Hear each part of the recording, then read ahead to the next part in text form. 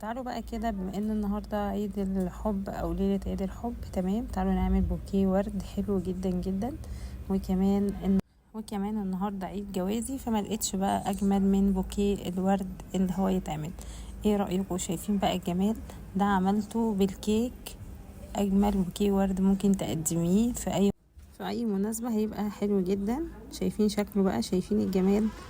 وهنعمله كمان بحاجات بسيطة جدا. يلا نروح على الفيديو نشوف هنعمله ازاي.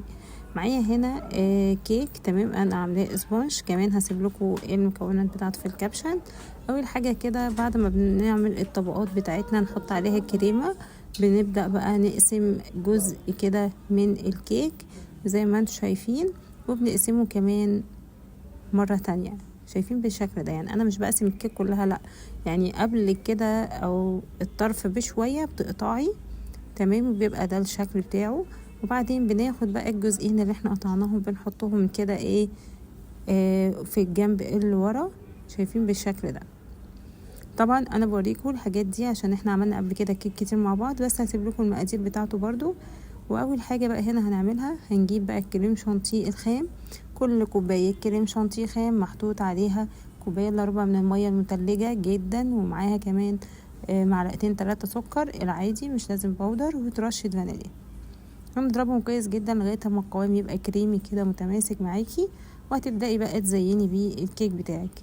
شايفين؟ اول حاجه انا بحط الطبقه كده، تمام، وبعدين تجلسي بقى الكيكه بتاعتك، وحاولي على قدر ما يكون تنعمي السطح بتاع الكيك. شايفه بالشكل؟ طبعا الطبقه اللي انا حطيتها دي من الناحيه الورانيه طبعا لزقتها بالكريمه علشان تمسك الكيك مع بعضه. شايفين اهو بالشكل ده؟ طبعا هو شكله دلوقتي مش باين خالص، لكن مع التزيين بقى هيبان وهيطلع معاكي جميل جدا. وممكن كمان تعملي اي شكل انت تفضليه، بس انا شفت البوكيه الورد هيبقى مناسب لعيد جواز، لهدية عيد الحب، هيبقى حلو جدا. وكفايه ان انت هتبقي عاملاه بايديكي. شايفه بالشكل ده؟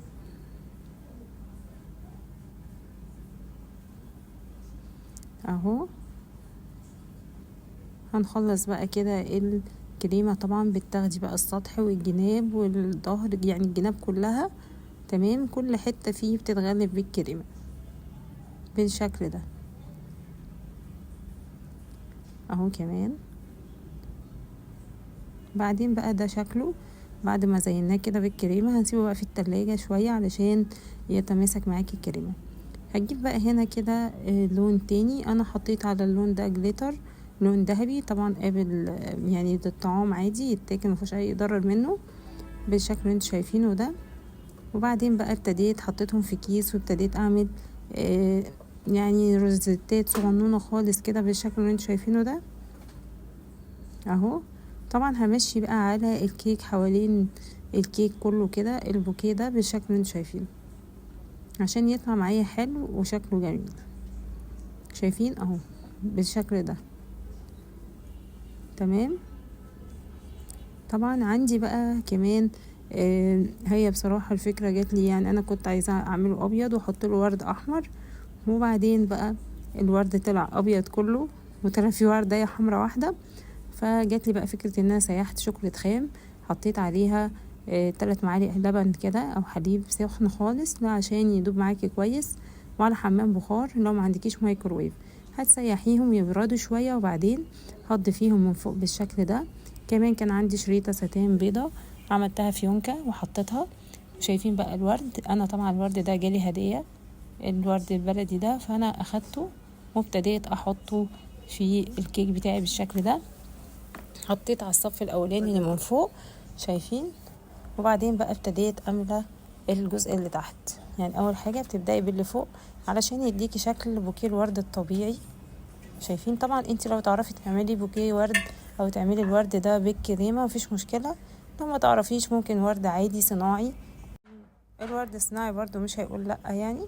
شايفين؟ انا بحاول بقى كده اغلف كل الجنب اللي من تحت ده، الجزء التحتاني خالص بالورد اهو. طبعا لو كان بقى الورد ملون اكتر من ابيض يعني كان هيبقى احلى، بس للاسف هو كله جه ابيض ومفيش غير واحده حمرا بس، واحده. فابتديت بقى احطه بالشكل ده.